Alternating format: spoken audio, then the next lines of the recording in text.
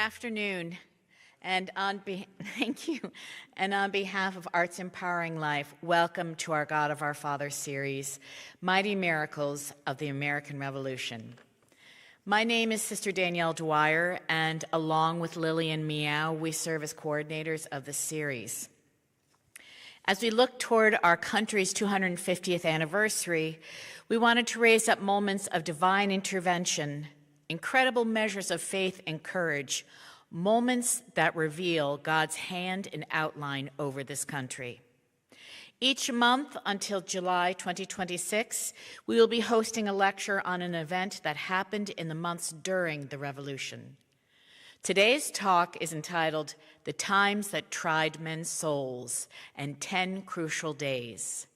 And this talk is being given by Roger Williams. A little bit about Roger. He is a native of the Princeton, New Jersey area. He grew up walking the battlefields around Princeton with his father, which helped spark his interest in the American Revolution and its history. He serves in many roles with the Sons of the American Revolution. He is a vice chair on the History and Education Committees for the National Society, the state historian of the New Jersey Society, and is president of the Princeton chapter. He is the co-founder of 10 Crucial Days, a nonprofit organization dedicated to heritage tourism and the education of the sites and venues of the Trenton and Princeton campaigns, including Washington's crossing of the Delaware. He is a member of the National Council on Public History, the National Trust for Historic Preservation, and the Congress of the American Revolution War Roundtables. Roger is also a leading consultant for a musical in production that is called The Crossing. Along with all this background in history, Roger was also in publishing, but has since retired and now focuses all his energies on public history, especially surrounding the Revolutionary War era. Now, you may be wondering, like I was when I first talked to Roger, is he related to the Roger Williams? And indeed he is. He is a distant relative, and maybe that's where this love of history was also born. Now, just before we turn this over to Roger, many of you know the form these talks take. But for those of you who don't, Roger will talk for 45 to 50 minutes, and then we'll have a time for questions. Please come to the microphone in the main center aisle there. If you can't, we will bring a microphone to you. And also, for those of you who are joining us through live stream, if you send in your questions to us, we will get them to Roger. Now, please join with me in welcoming Roger Williams.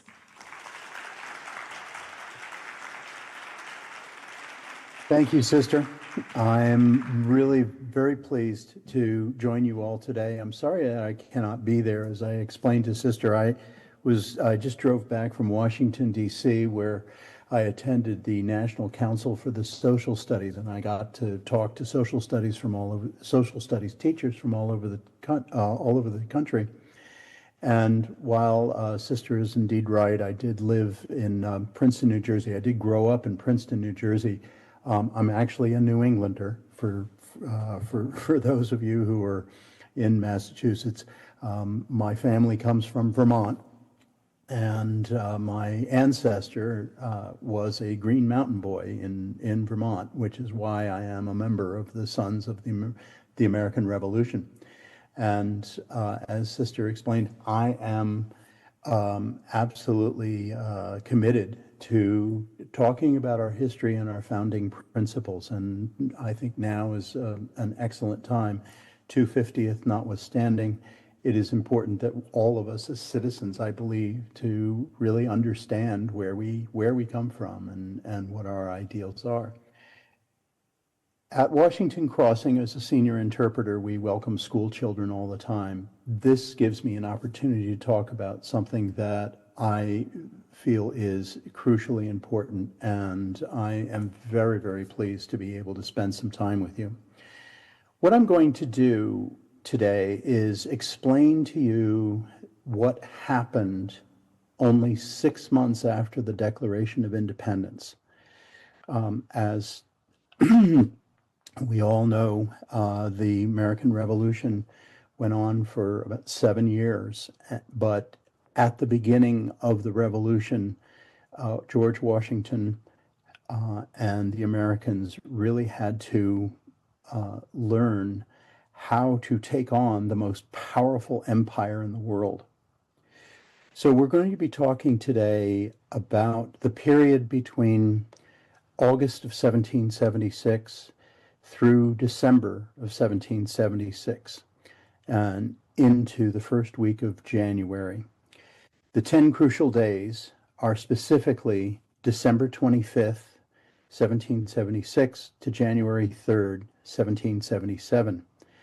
So I want to go through with the PowerPoint presentation here just to explain what happened first. And after we talk about what happened, I will launch into a little bit of a lecture to explain the religion of George Washington's army at the end of 1776 and how what Washington would refer to as divine providence really saved the American Revolution. So I'm going to now move on to my PowerPoint here, and I look forward to your questions at the very end of all of this. So here we go.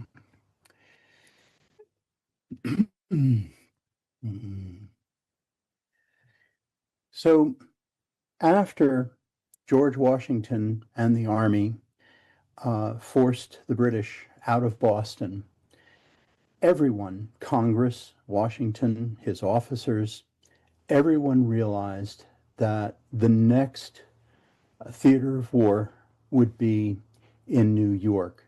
New York was the second largest port beyond Boston, and then Philadelphia and Charleston were the other ports. And the British really needed to be able to control a major port. So moving from Boston, the next obvious place would be New York. Well, what is New York at the time? New York was Staten Island, Manhattan Island, Long Island. Notice a theme here. The Americans had no navy. The British had the most powerful navy in the world. And George Washington, who as a commander had never won a battle to this point. I mean, they forced the British out of Boston, but that wasn't really a battle. That was a siege. And Washington had to figure out how he was going to fight the British in New York. He had to split his troops between Staten Island and New Jersey, Manhattan Island, Long Island. Washington had about 19,000 troops with him at this time in August of 1776. Now, August of 1776, this is 1 month after the Declaration of Independence. Well, sure enough, the British began to land what ended up being 35,000 troops on Staten Island. And on August 26th, 1776, they began operations in Long Island. And they began to march north to the American lines, which were on the high ground on what were then called the Heights of Gowanus. This is near Prospect Park in today's Brooklyn. Well, George Washington had thought that he had set up a line that would defend the island, and the British commanders, Howe, Clinton, and Cornwallis, as you can see moving to the right in the middle of the map here, simply outflanked Washington's army. They went around and attacked Washington's army from the east and overwhelmed Washington and the Americans. This was really the first major battle of the American Revolution after Bunker Hill. Now, at this point, Washington was pinned up against the East River. Washington had lost thousands of troops in this battle on from August 27th, 28th, and Washington was in danger of losing his entire army and being captured.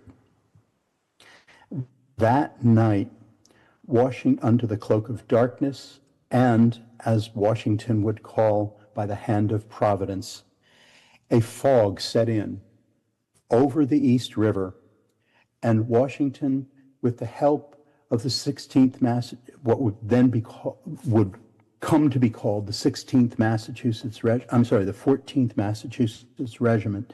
These were Glover's Marblehead Mariners from Marblehead, Massachusetts.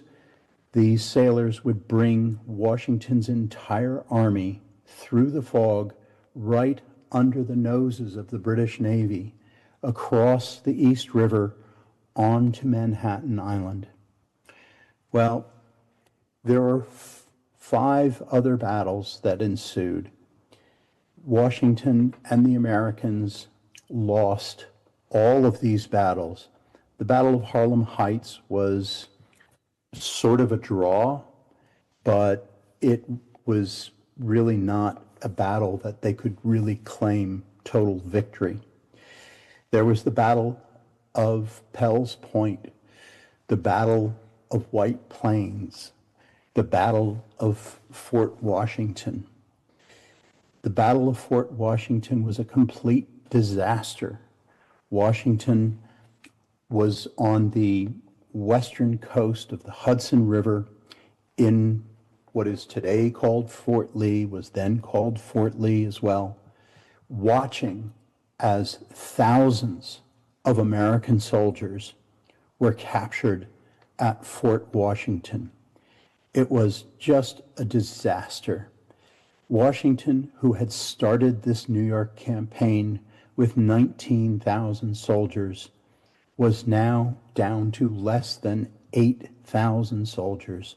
He had lost more than 60% of his army. The British and their auxiliary allies, the Hessians, who were Germanic auxiliaries from the Holy Roman Empire state of Hessen-Cassel, fighting with the British, then marched north and across the Hudson River, north of Fort Lee, as you can see at the top of the map there, and marched down towards Fort Lee on November 20th. On November 20th, Washington and the Americans had to evacuate Fort Lee and march west to Hackensack in New Jersey. And Washington was now almost in danger of having his entire army completely annihilated. Washington figured that he's got to move his army in some place where he can try and figure out what his next move would be. What is today called New Jersey was at the time referred to as the Jerseys, plural. There was East Jersey, which you can see in yellow, and West Jersey. Now, East Jersey, which was primarily settled by, first of all, the Dutch. So many of the farms and the families and the churches in East Jersey were Dutch Reformed. Also in East Jersey, when the British took over East Jersey from the Dutch in really sort of a bloodless takeover, the Dutch they basically did not put up a fight at all, but the British overtook the Dutch settlements in East Jersey and New York. So East Jersey also became settled by the British, who were members of the Anglican Church. So here in East Jersey, you have Dutch Reformed and Anglican Church. And these citizens at the beginning of the American Revolution, these were the citizens that really were more inclined to remain loyal to the king as opposed to embracing this concept of revolution, or what was referred to then as the cause. And the cause, it became the cause. First, it was a cause of we need to retain our rights as British citizens. Well, it then became a cause of independence. And Washington has his army in East Jersey, where many of the civilians, not all, but many of the citizens of East Jersey were more inclined to be loyal to the king, especially after this disastrous campaign where the Americans were showing the citizens that they could not win a fight. Well, Washington figured with his officers that if they marched south, closer to West Jersey, they might be able to gain reinforcements from the civilian population who they believed, would help join the army and would help Washington fend off the British. The British at this point, now being the end of November and early December, the commander of the British Army was Lord William Howe. And, well, he wasn't a lord yet, but William Howe was the general of the British Army, and his brother, Lord Richard Howe, he was the lord, who was the commander of the Royal Navy. Not only were they the commanders of the Army and the Navy, they were also peace commissioners.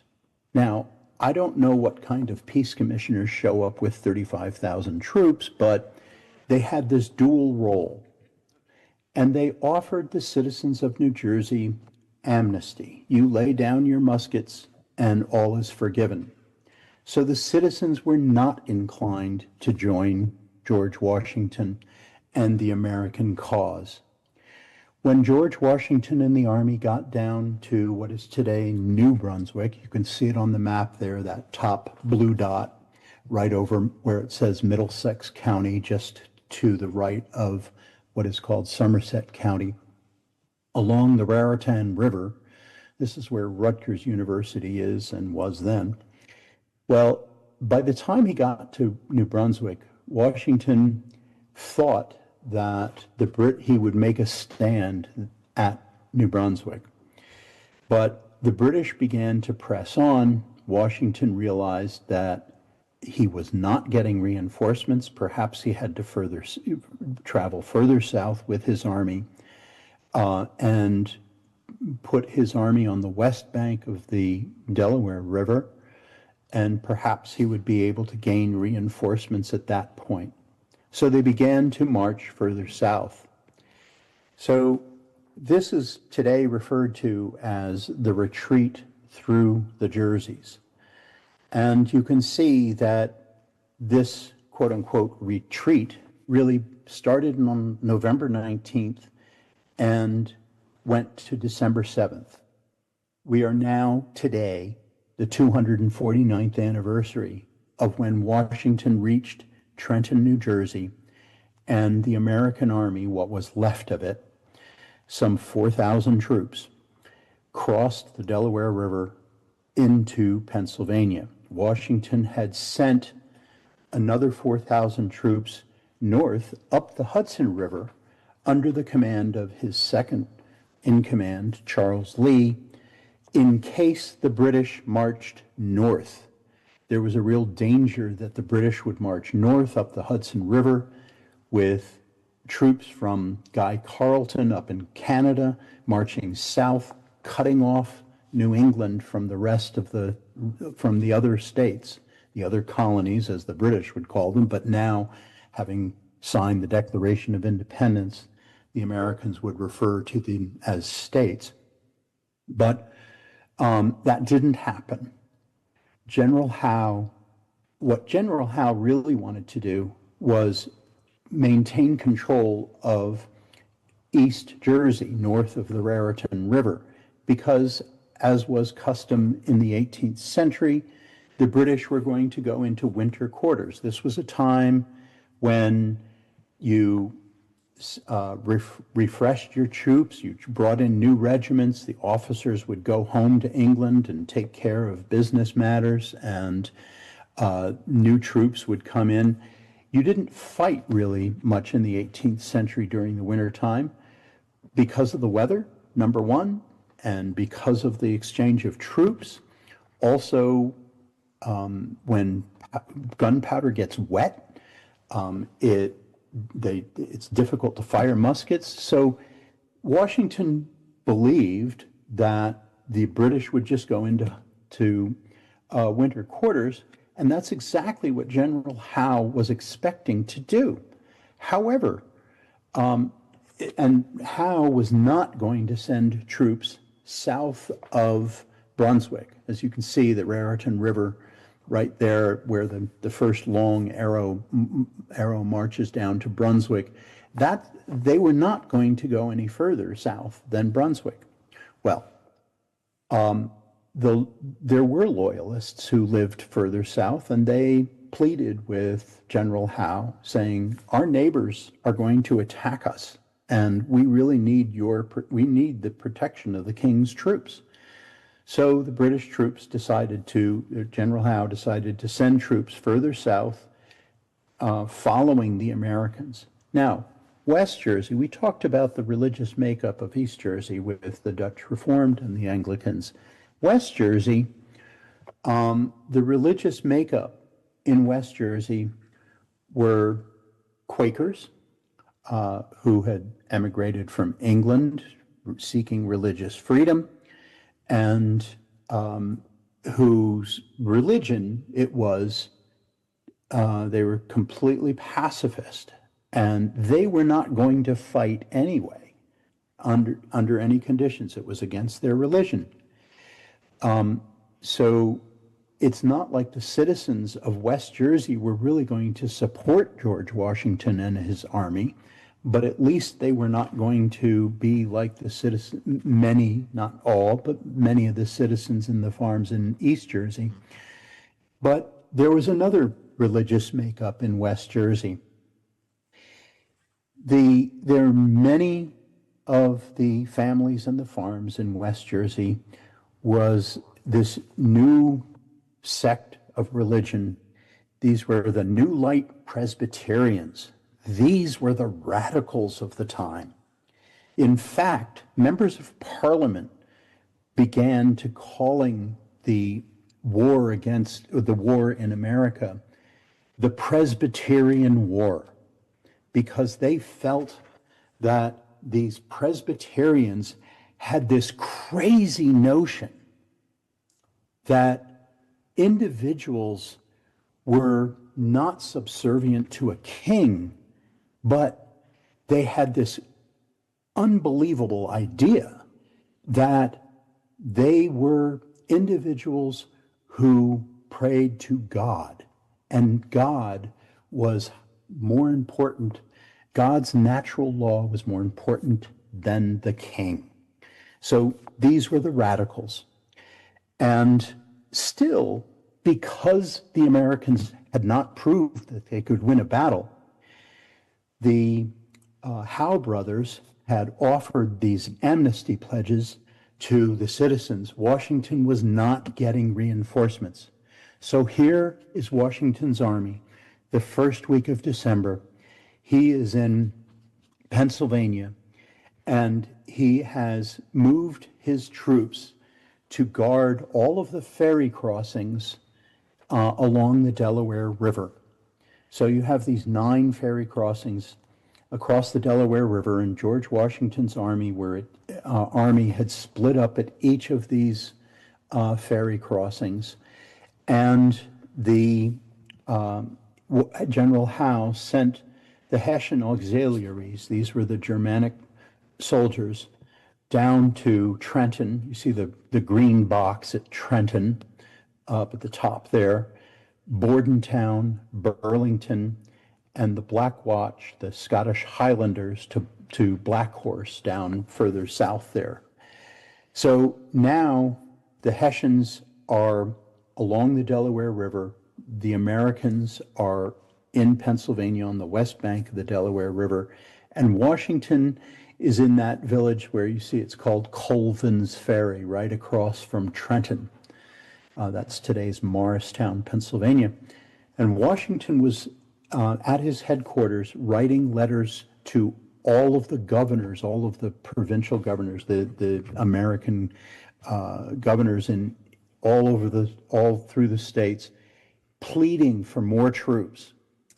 And he was looking for supplies. He was looking for anything that could support his army, and he was not getting any of the support that he was looking for. All he had with him was about 4,000 troops on the Pennsylvania side of the river. And at this time, the British now controlled most of what was then New Jersey. Okay, so you can see the British have now occupied the population centers of New Jersey. And you have the Hessians down further south. You can see down by the Green, the bend of the river, the Delaware River, and the Americans are on the west bank of the Delaware River. So at this point, 6 months after the declaration, in December of 1776, the British are now in control of Newport, Rhode Island, what was basically the population center in New York, and now the population of New Jersey, the state of New Jersey. So 3 of the 13 colonies were occupied by British troops. Washington is nearing the end of December, and what was significant about that is that meant that by the end of December, the rest of his army was going to go home. Their enlistments were over, and Washington and his army had not won a battle. Even though Congress had called for new troops were not reporting to join the American army because the Americans couldn't seem to win a battle. It really was a time that was in dire distress for the American cause. Citizens had lost faith in Washington. The Army and its officers had lost faith in Washington. Congress at this time had left Philadelphia in fear of being overrun by the British. Washington himself was terrified that the British, he constantly was writing about how the British were going to cross over the Delaware River as soon as it froze, and that would be the end. That would be the end of the cause of liberty. During this period of time, the British and the Hessians were told to live off the local farms. All of the loyalists who had asked Howe to send troops down south, General Howe said to the Hessian commanders and the British commanders, just live off of the farms that those loyalists have called us down to protect them. Well, if the Hessians and the British start going to farms and taking the winter provisions from the locals, even if they had signed those loyalty pledges, the citizens started to fight back against the Hessians and the British. Even the Quakers, who had their religion forbade them to fight in any battle, even the Quakers were picking up muskets and fighting the British and the Hessians. So there was constant battles. You see all these arrows moving all over the place here. The blue arrows were attacking the Hessians, keeping them enclosed in Trenton and in Bordentown and Black Horse. There were numerous battles happening every day. Americans were crossing the river every single day to attack the Hessians in the month of December. Washington needed to do something before the end of the year, or else, despite these battles that were going on, these skirmishes that were going on in December, Washington did not have an army. He needed to do something. So those troops that he had sent north, you can see up at the top of the map, the blue arrow, the troops under his second in command, Charles Lee, were starting to move south. Washington was sending letters to Charles Lee telling him to bring his troops south. Charles Lee was moving very slow. He was no hurry to help George Washington because Charles Lee, a former British commander, who now Washington's second in command, he figured that if he just waited until the end of the year, Congress would get rid of this guy who couldn't win a battle, and Congress would put him in command since he was second in command. So he was moving very slowly. But when Lee, moving very slowly with the troops, got to Morristown, New Jersey, Charles Lee did something rather foolish. He left the camp in the middle of the night. Some loyalists learned that Charles Lee had left the camp and moved 2 miles away with a very small protection detail. And these loyalists sent word to the British dragoons, the cavalry, who surrounded Charles Lee at a tavern just outside Morristown and captured Charles Lee. Well, now all of the Americans were just absolutely aghast at the idea that what they thought was the only commander, the only American general who would know how to win a battle has now been captured. Morale sank even further. Well, what at the time seemed like a disaster for the Americans was actually fortuitous.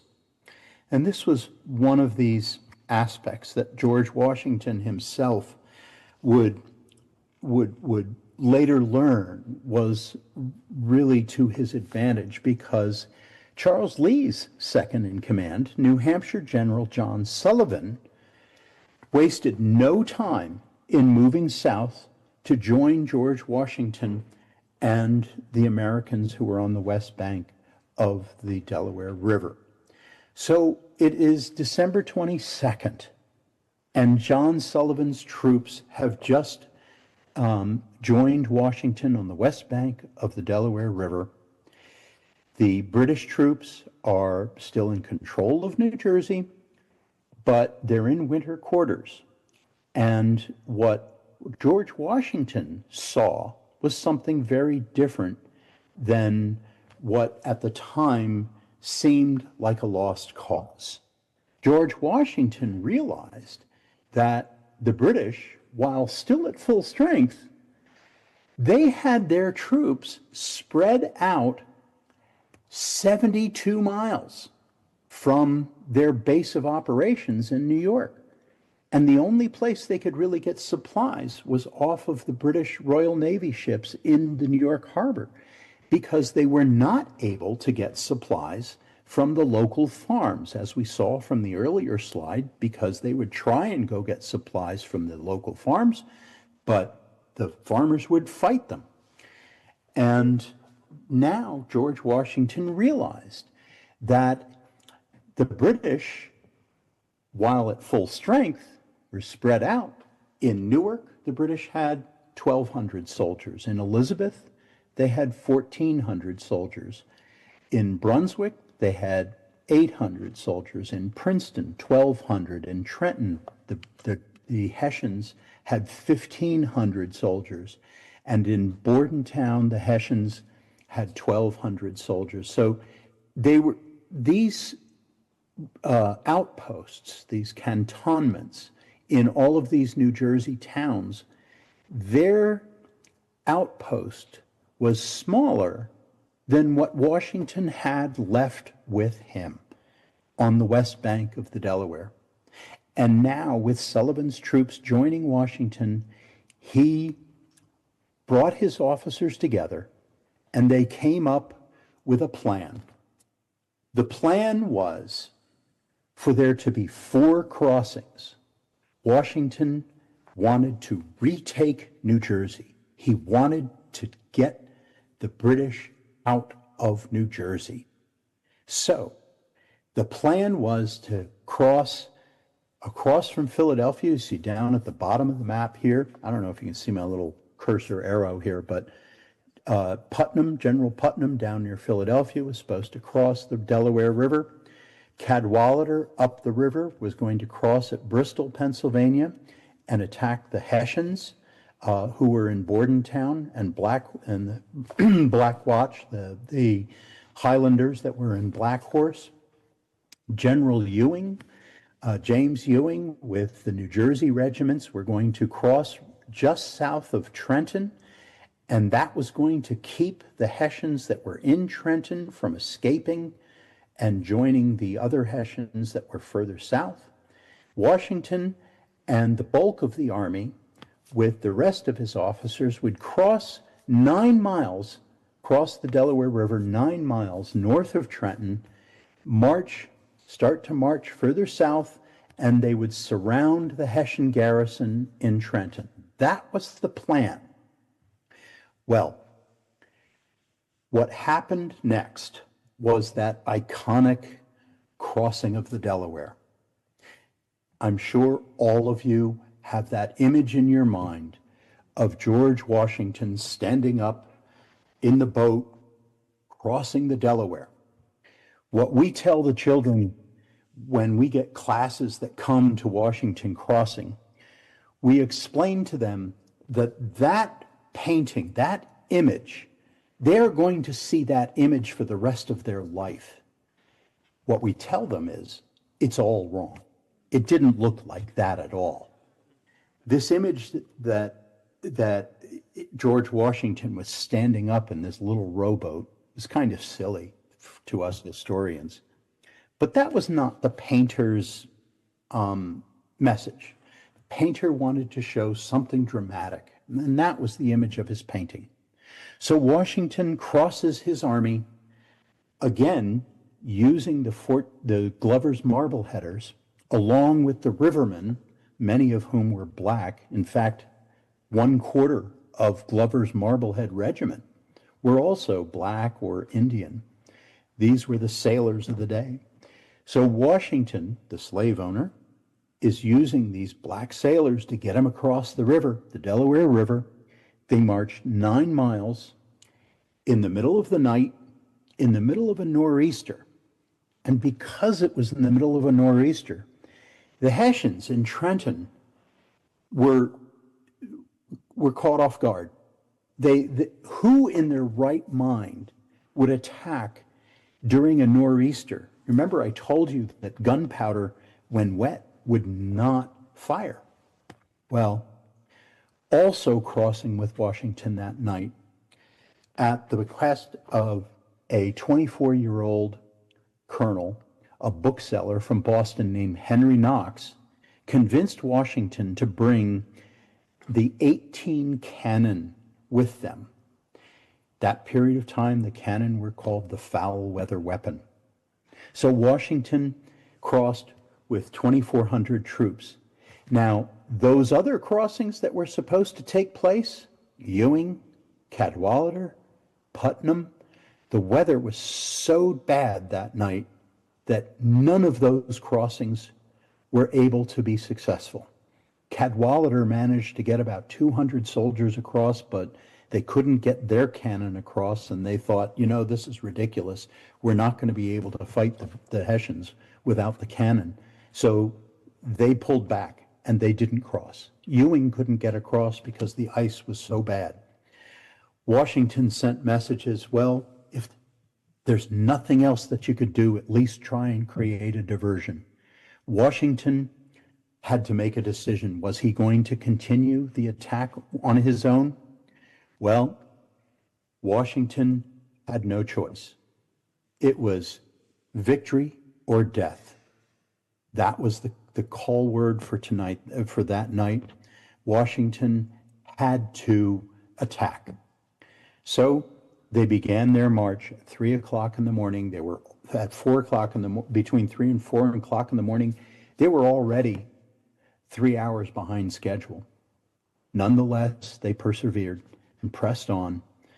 And because the Hessians thought that there's no way that the Americans were going to attack that night, they were caught off guard.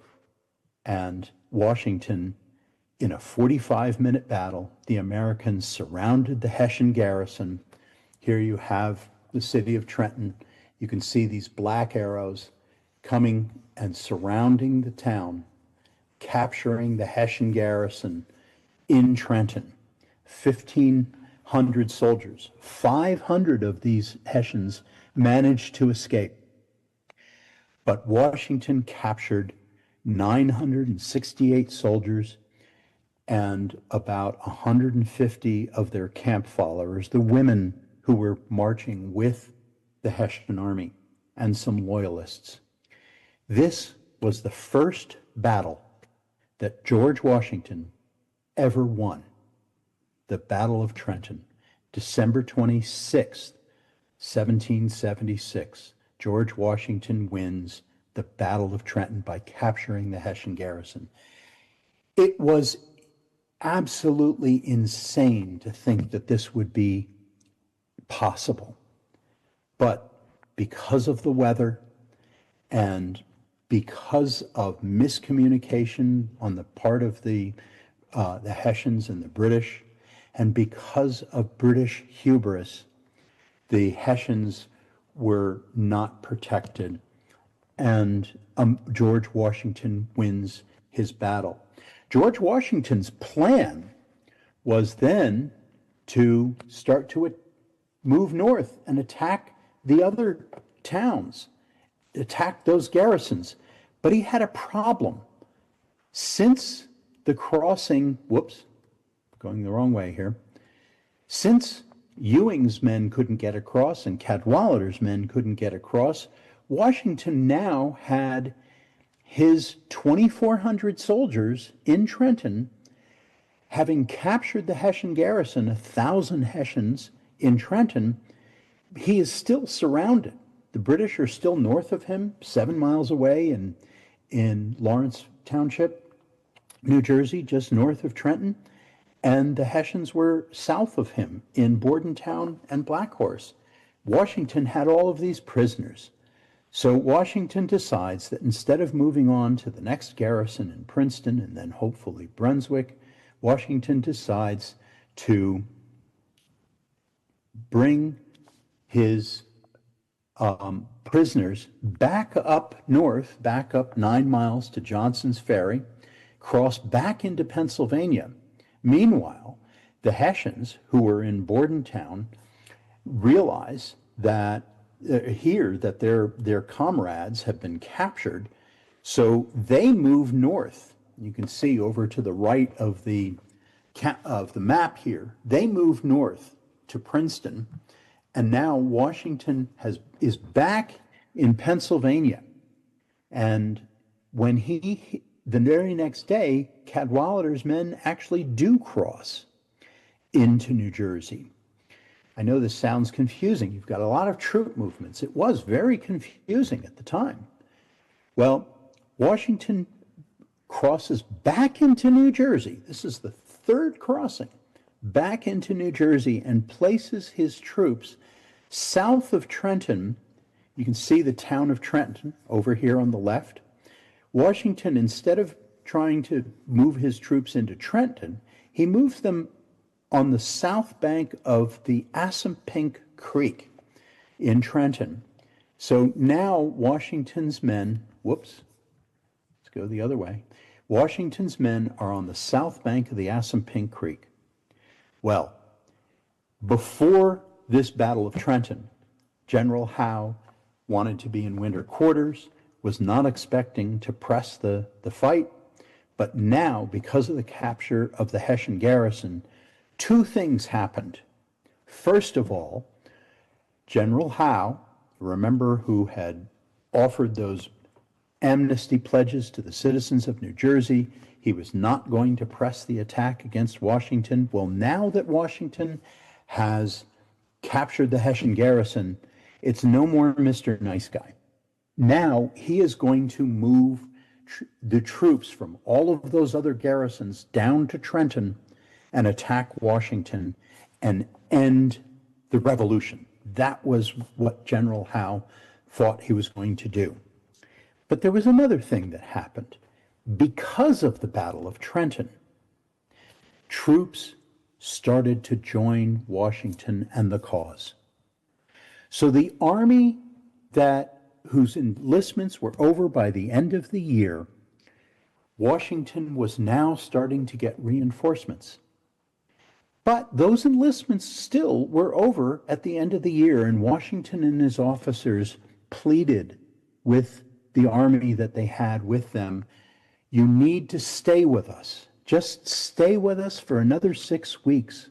We will give you $10 of hard coin. That was like 3 months' pay back then, just staying for 6 weeks. Well, about half of the soldiers that Washington had left with him did decide to stay, but most of them left. But new militia units did join Washington. So Washington had a new army. It's now January 1st of 1777.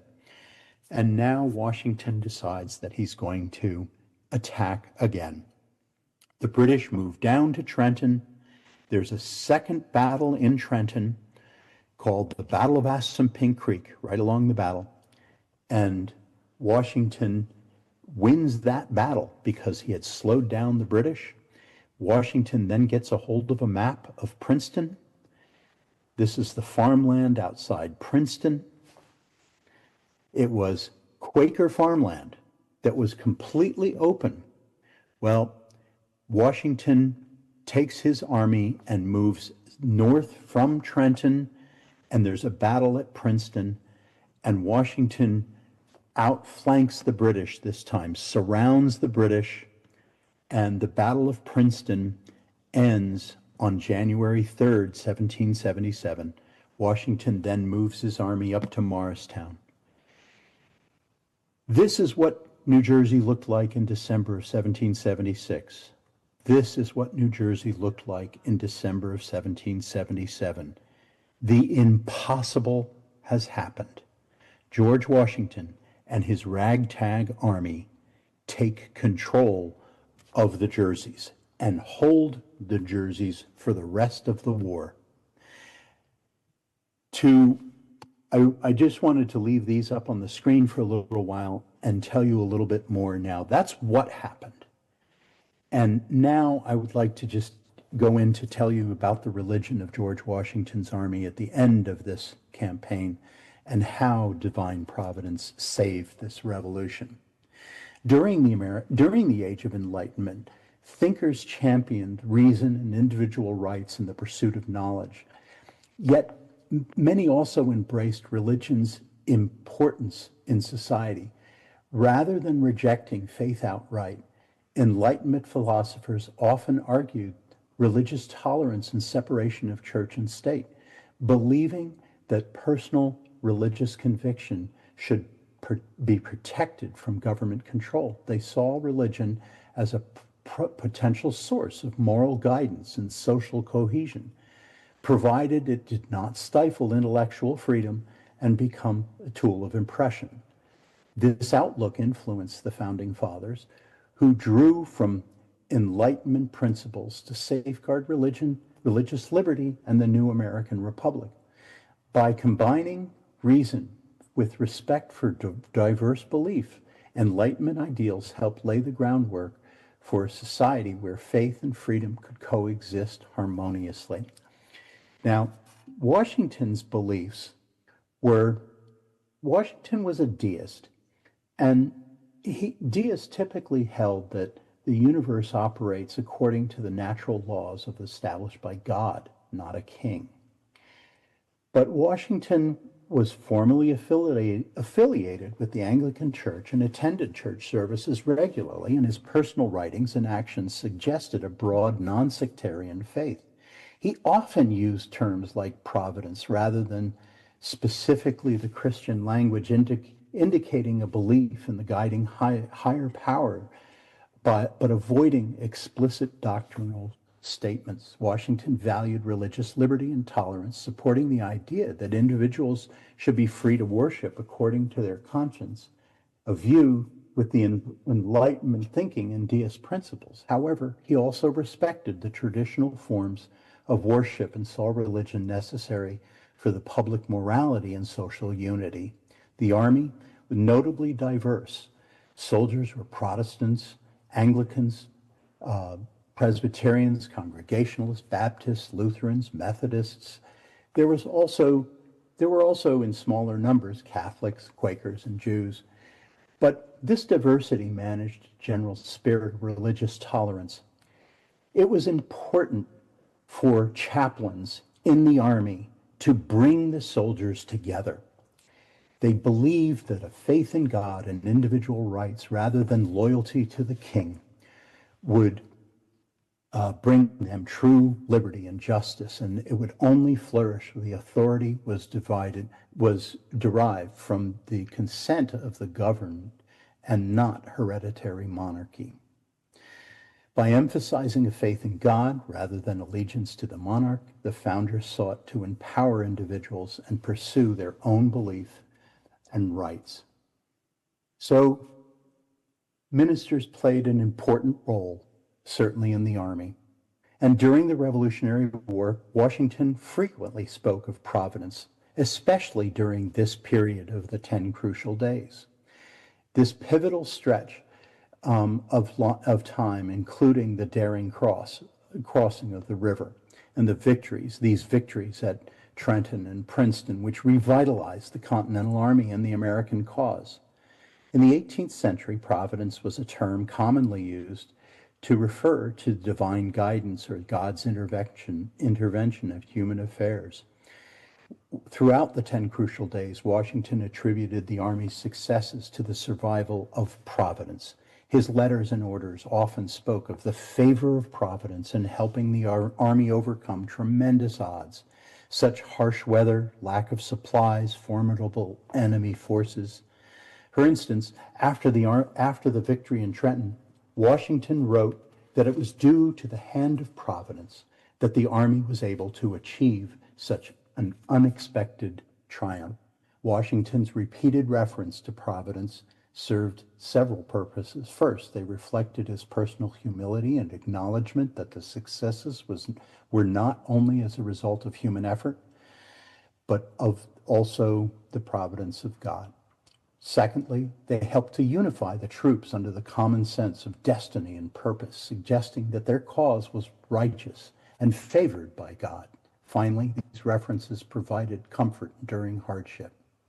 During the 10 crucial days, George Washington's use of the word providence underscored his faith in the divine guidance and shaped the way he led and motivated the Continental Army. By attributing their successes to endurance, to providence, Washington fostered resilience and hope during one of the most challenging periods of the American Revolution. Thank you.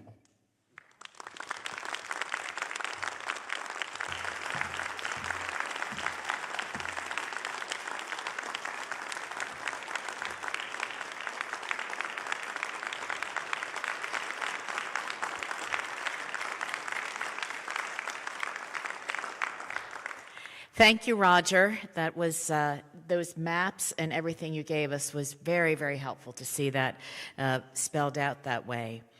Does anybody have any questions? Go, yeah, please.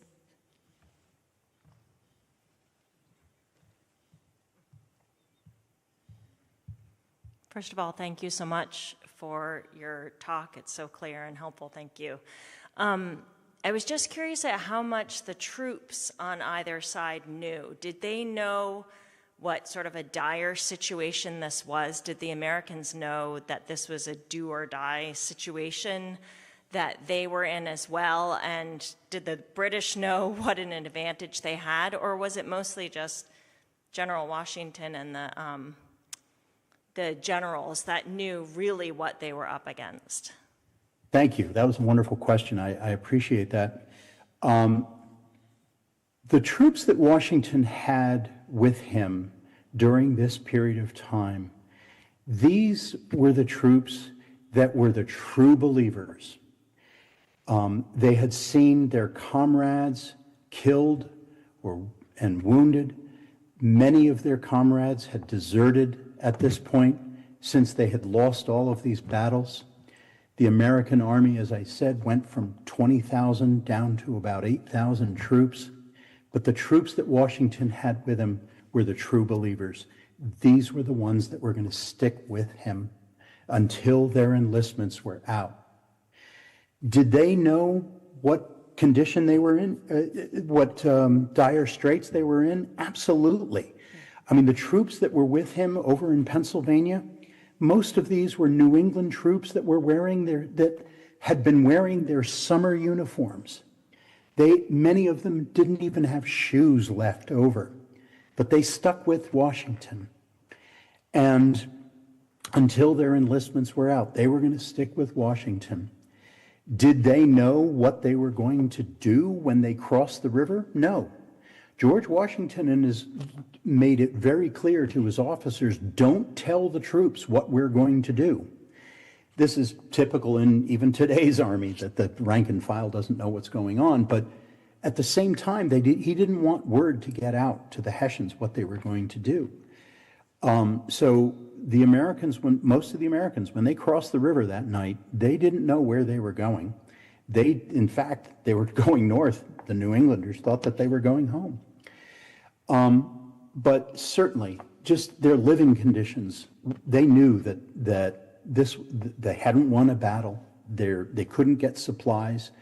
They were putting shoe leather in water.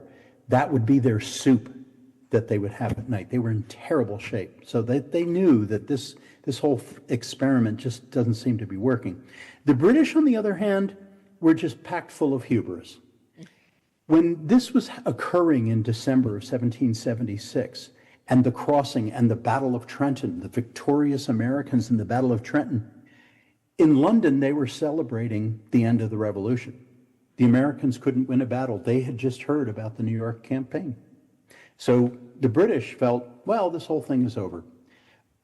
They just thought that Washington was a clown who didn't know how to fight, and that the war was over.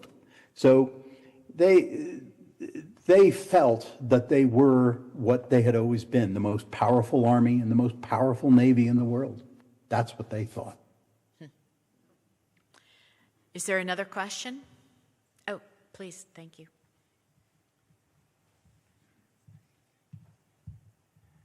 Hi, Brother Nate.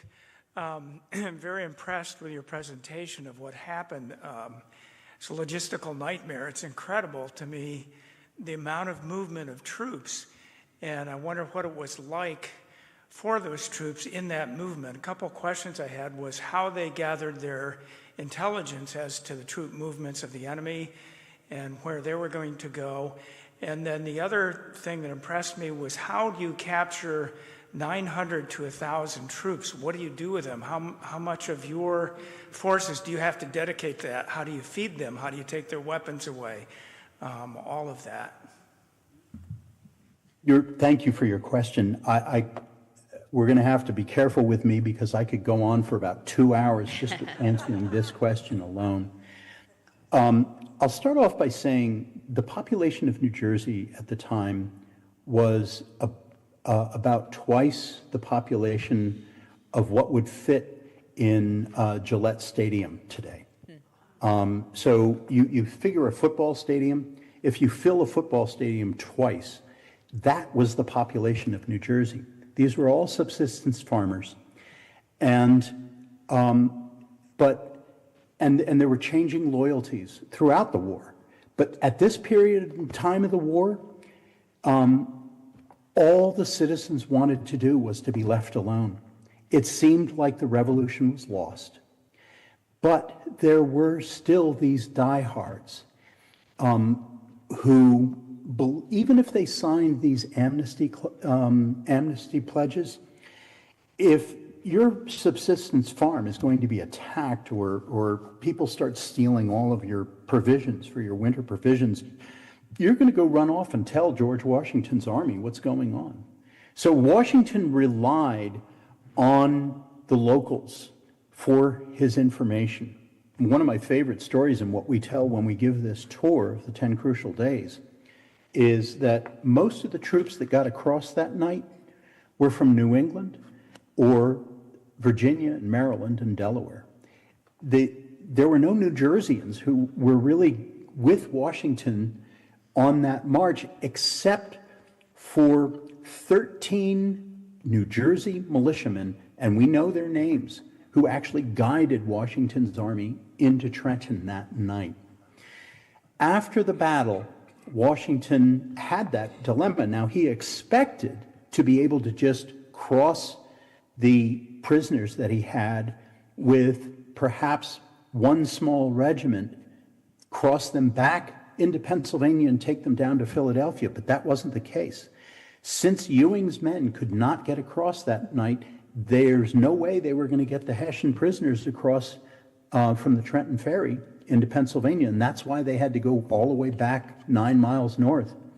And Washington realized that, or thought anyway, that he was surrounded, and that's why he had to very quickly go back to Pennsylvania.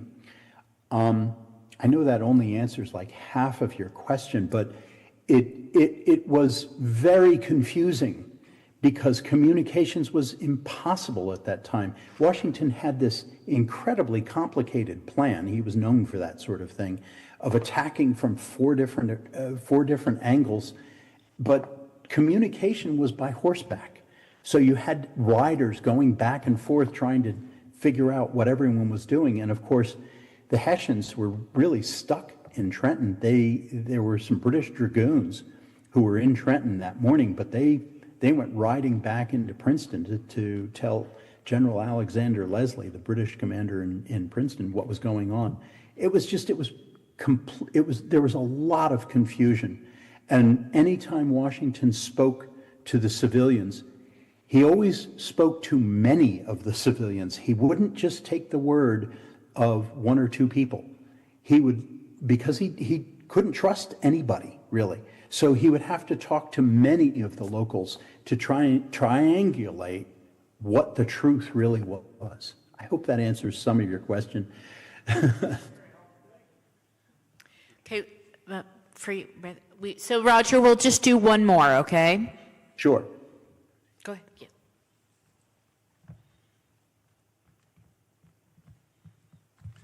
Hi, I'm Brother Tim. I also grew up in Princeton, New Jersey, as you did, and grew up walking the Princeton battlefield and the Quaker meeting where you could still see blood stains on the floor, and the Mercer Oak where General Mercer died. And anyway, my question is, growing up as a boy, that I had this picture of Washington leading his troops to Princeton on a white horse, and was Washington, did he actually lead? I mean, was he in the front lines during the Princeton battle? Thank you. Dangerously so. Huh. Washington was what was known. Well, first of all, he was a very aggressive commander. What most people don't know is that when the British were in Boston, Washington wanted to ride across the frozen Charles River and attack the British, but his officers convinced him not to do that. Washington was in the heat of the battle, absolutely. At Harlem Heights, during the New York campaign, Washington was furious that troops were retreating. And without any regard for his own safety, he was yelling at his troops as he was charging straight towards the British. And one of his junior officers had to turn him around because they were afraid that he was going to get killed. In the Battle of Princeton, it was Washington who personally led the counterattack against the British that saved the battle, that won the Battle of Princeton. He rode, and this is, we have diaries that have been confirmed at this point, He rode within 40 yards in the middle of the British and the Americans firing at each other. Washington led the counterattack, personally led the counterattack. His aide-de-camp pulled his hat down over his face because he didn't want to see Washington shot off of his horse. The smoke cleared, and there was Washington waving his sword, victorious. So, yeah, he was really careless at that point in terms of his leading the charge in these battles. And the fact that this campaign, this 10 Crucial Days campaign, Trenton and Princeton, was brilliant tactically for Washington, who was not known at all, and in fact would make all of the same mistakes that he had made during the New York campaign later in 1777 in the Philadelphia campaign. But this particular campaign that saved the Revolution, with the help of Providence, was what was brilliant for Washington. Thank you very much, Roger. Thank you for sharing your passion with us. We all wish you a very Merry Christmas. Thank you all for joining us today. Wish you a Merry Christmas and hope to see you back in January, where we're covering Washington at Valley Forge. Before I leave, I want to offer, if anyone has other questions, roger@10crucialdays.org. I will be happy to answer anybody's questions at any time. roger@10crucialdays.org. I am available to you. That's what I do. Thank you. Thank you, Thank sister. you. And thank you all for coming.